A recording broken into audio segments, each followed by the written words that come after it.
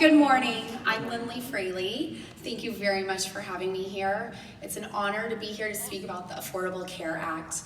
I'm just your typical suburban mom, 3 kids, working from home, driving everybody around all afternoon, trying to just get through the day. But I have a long history with medical issues. A little bit of background about me. I had a dad who had a ton of health issues. When I was 5 years old, he had a kidney transplant back in the early 80s when that was a really novel thing to do. Maybe a few people in the US had had a kidney transplant. He went on steroids to prevent rejection of that kidney, which caused all kinds of health issues. He had electrical problems with his heart, a pacemaker, repeated bouts of pneumonia, shingles, you name it, he had it. That was just our childhood. We grew up knowing that dad was sick and you just lived with it. But as you can imagine, the cost of that treatment was very, very expensive. My dad also suffered from squamous cell carcinoma, which I think most people know is, skin cancer. It's not melanoma. Most people don't die from squamous cell carcinoma. Unfortunately, though, because he was on such a high level of steroids, he had no resistance to be able to fight off things like squamous cell carcinoma. He also had a very bare bones health insurance policy at that point, being self-employed. So, typical treatment was remove, cut and remove, that was it. No further treatment. After 30, 40, 50 times of removal, it became very apparent to all of us that something more needed to be done.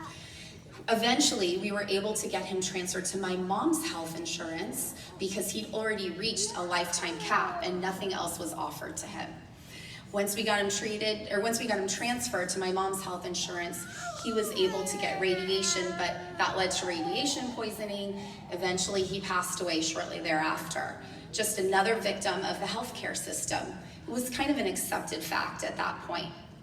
Fast forward 10 years, married, uneventful pregnancy, and surprisingly, I give birth 6 weeks early to our daughter, who's now 10 years old, but she was a preemie. 2 weeks in the NICU, $90,000 bill later, a little bit concerned about what is our coverage going to be like. That was in 2008, so there were still maximum lifetime benefits. I think her benefit at that point was up to $1 million. 2 weeks old, she'd already used 1/10 of that. That's a scary prospect as a parent to see your child, wondering what's going to happen to them. Will they be able to get health insurance in the future? Will we be able to pay these bills? Thinking we're in the clear again, 6 short months later, my husband, out of the blue, was diagnosed with a malignant brain tumor. Unfortunately, nobody wants a brain tumor, but he did have the best kind of brain tumor at that point.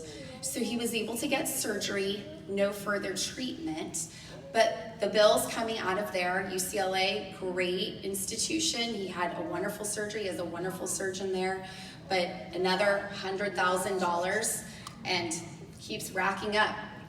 It was a very nerve-wracking time for us. I'm a self-employed attorney, and you wonder what will happen if he cannot work in the future. What will become of us? Will we lose our house? Will we be able to put food on the table? Because I might not be able to get health insurance. He's got a pre-existing condition.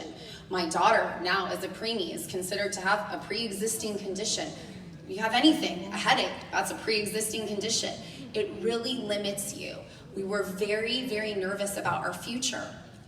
Fortunately, when the ACA was passed, we felt huge relief knowing that if my husband can't work, I can go out and get health insurance to cover our family, and I don't have to worry about filing for bankruptcy because I can't pay for his medical bills. With a brain tumor, you're never ever cured. It's not considered a curable cancer. Essentially, they treat it as a lifetime debilitating disease until it comes back and kills you. It's an accepted fact. So in 2015, my husband was diagnosed again with a brain tumor. It had come back. We expected it. Fortunately, we felt some relief because we knew he could go have treatment that hopefully would prolong his life. It did. He had a very successful surgery, but it was a much more intense surgery. 8 hours, 2 weeks, of not speaking, not talking afterwards, I wasn't really sure that at that point that he would ever be a functioning human being again. When they've cut into your brain once, twice, you don't really know what the outcome will be of that. Fortunately though, he recovered, he's doing very well, and then insurance covered 6 weeks of radiation, 9 months of chemo, 3 different chemo drugs. But you can imagine the cost of that.